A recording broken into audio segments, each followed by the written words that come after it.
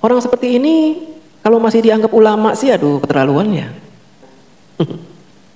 Sama dengan Bibip, Bibip itu pakai udeng-udeng, pakai sorban karena dunia kan, supaya dihormati orang, supaya dapat jabatan, supaya enak punya kedudukan, supaya punya harta berlimpah ruah, supaya dimuliakan, dianggap orang suci. Ingat Kiai Haji Imaduddin itu yang sudah menemukan bahwa orang-orang Yaman itu bukan turunan Rasul, tapi turunan Fir'aun, turunan Israel.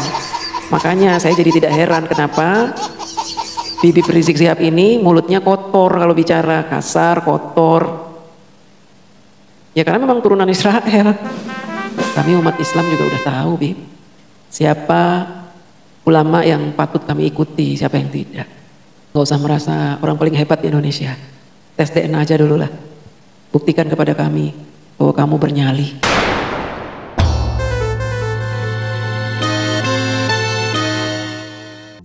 Nah teman-teman, seperti biasa ya, kita kembali ngomongin tentang Rizik Syihab. Jadi kalau kita ngomongin tentang Rizik Syihab itu sangat banyak ya yang bisa kita obrolin tentang Rizik Syihab ini.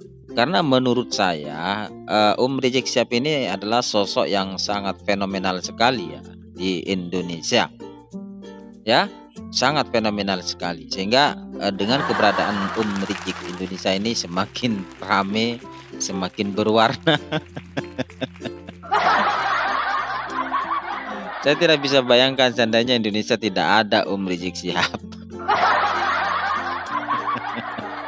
Mungkin Indonesia ini kurang kurang berkah ya. Karena apa? Karena Rizik itu merupakan ujian yang sangat besar bagi Indonesia. Jadi kalau mengingat sosok Rizik ini ya, saya teringat salah satu iklan ya, iklan rokok ya. Nggak ada lu, nggak rame.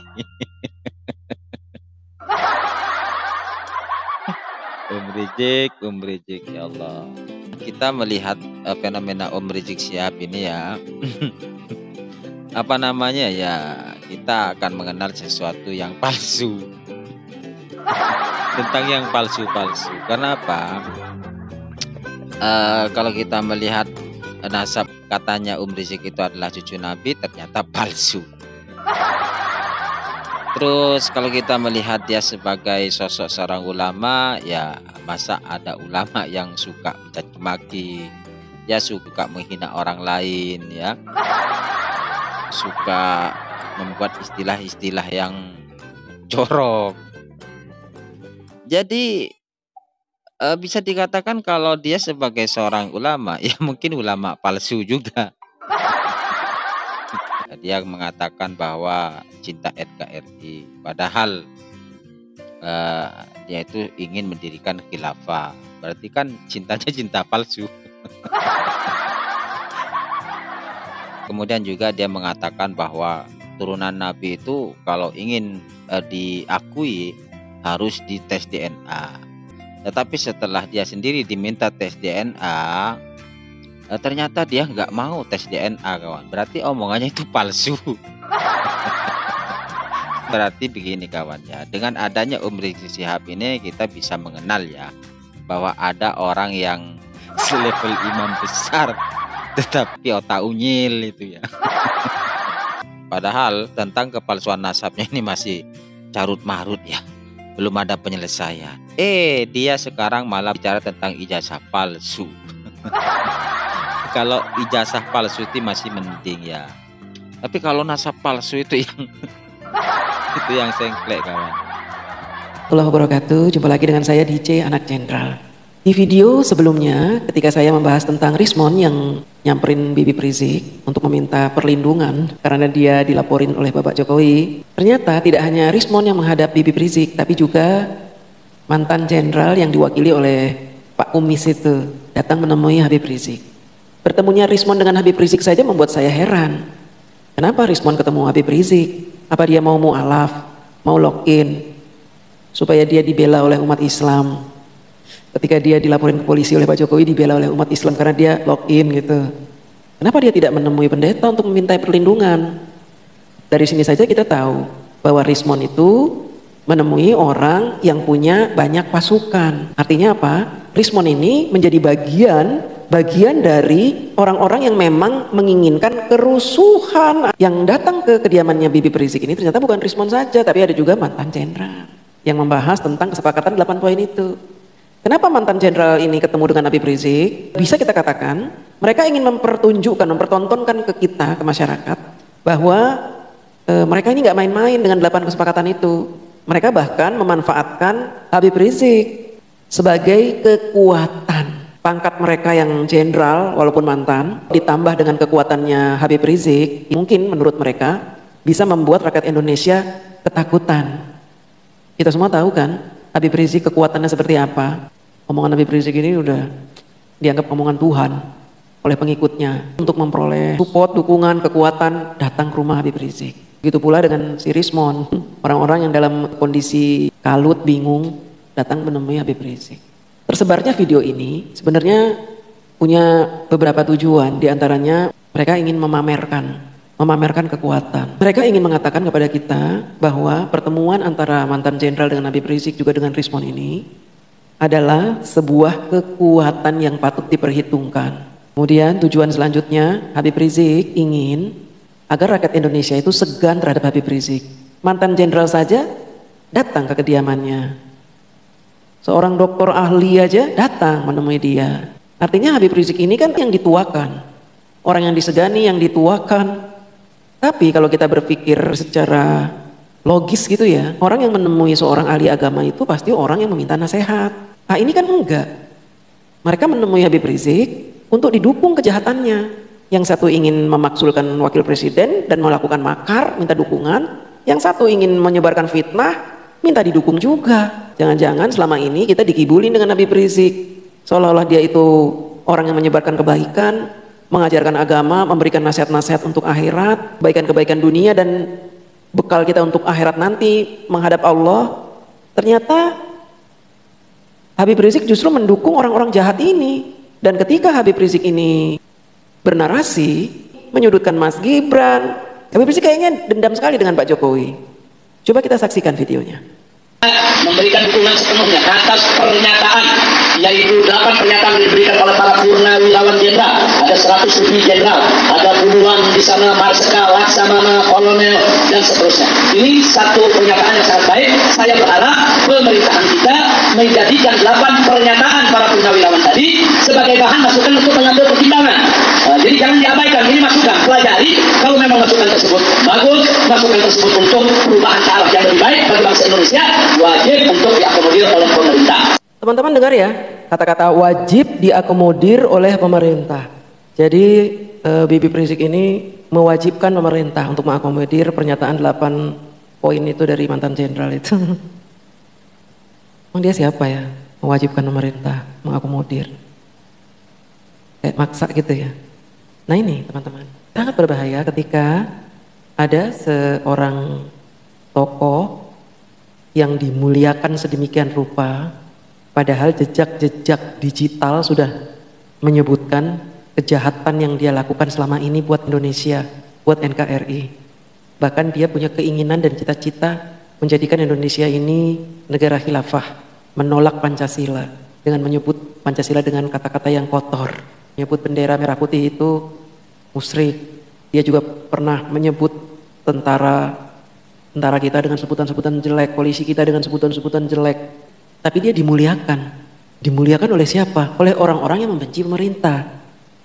Karena orang-orang yang membenci pemerintah ini menganggap bahwa Habib Rizik ini banyak karomahnya, turunan Rasul, banyak pengikutnya, tentu akan didukung oleh jutaan orang Islam, umat Islam di seluruh Indonesia, dengan harapan seperti itu. Ini berbahaya. Ketika ada jenderal bertemu dengan Rizik Syihab, mantan ketua ormas terlarang di Indonesia, mereka membuat pernyataan-pernyataan yang menekan Pak Prabowo untuk mengakomodir permintaan mereka yang menurut kita permintaan tersebut permintaan yang sangat di luar dari kebenaran. Saya sudah sempat bahas 8 poin itu yang mereka tulis. Semuanya ngawur, ngaco. Semuanya inkonstitusional. Ketika ada mantan jenderal melakukan sebuah pertemuan dengan mantan-mantan jenderal yang lain, kemudian membuat kesepakatan untuk mendiskreditkan pemerintah, kemudian orang tersebut bersekutu dengan seorang tokoh agama yang jejak digitalnya keluar masuk penjara karena selalu membuat kekacauan, kerusakan, bahkan ini pendukung ISIS.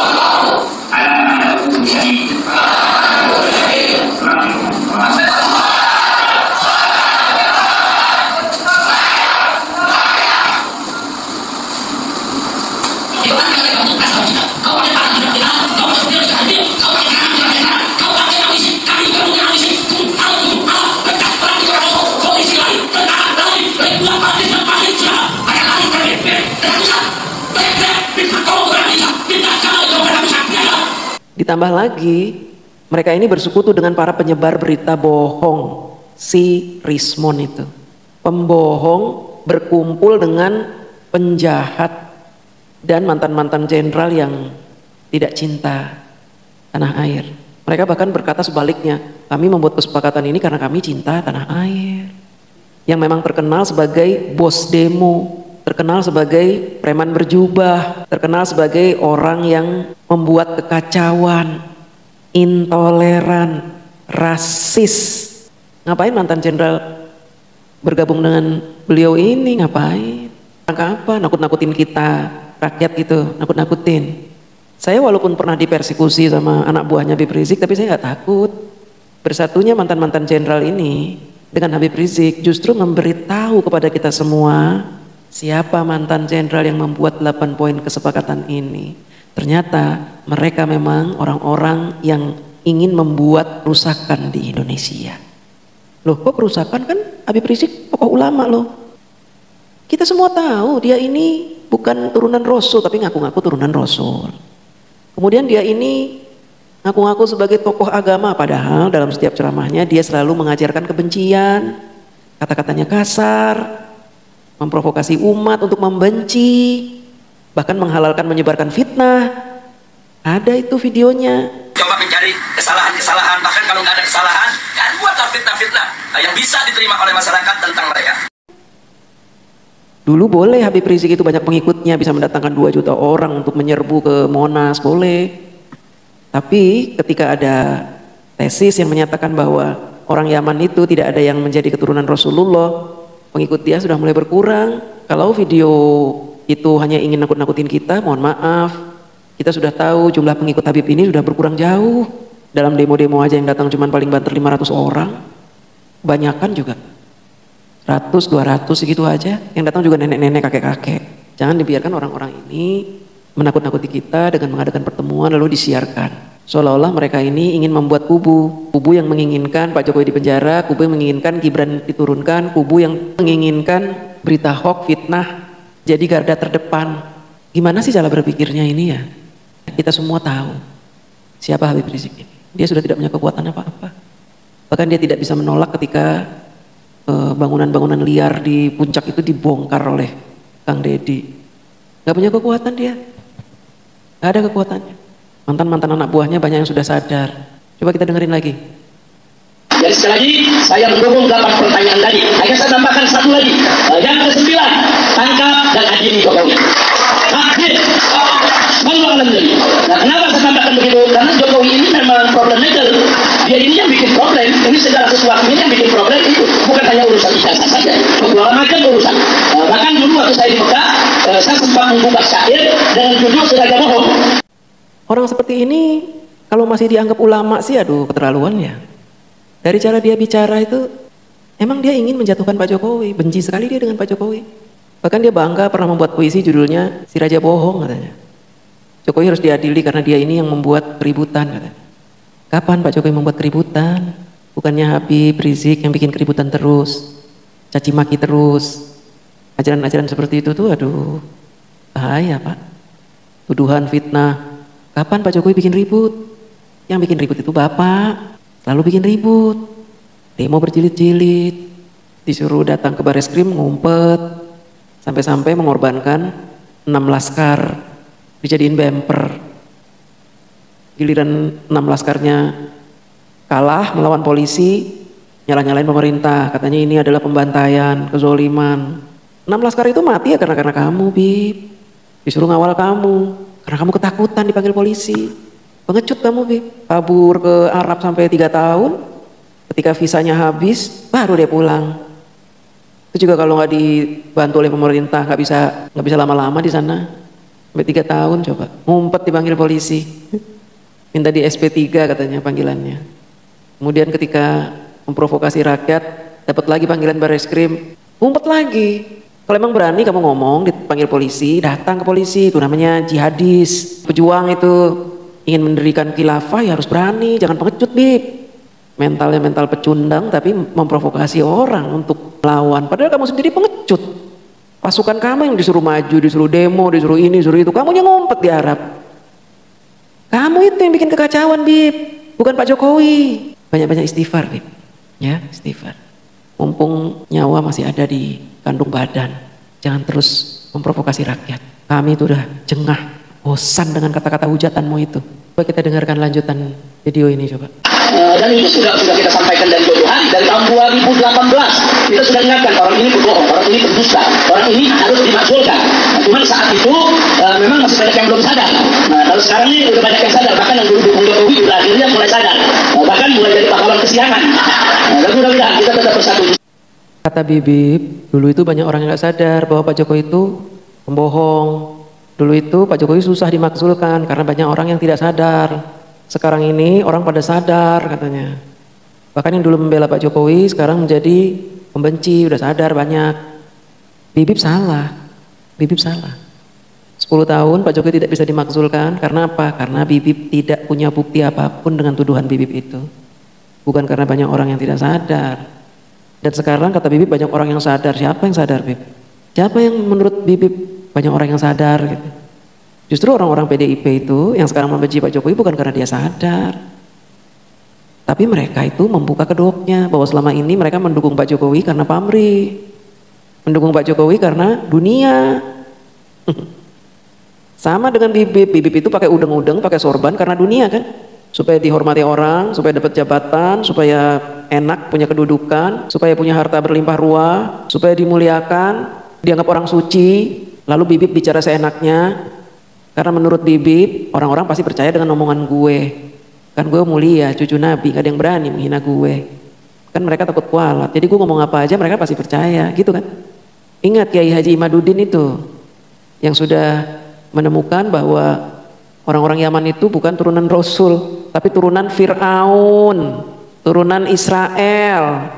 Makanya saya jadi tidak heran kenapa Bibip Rizik Sihab ini mulutnya kotor kalau bicara, kasar, kotor.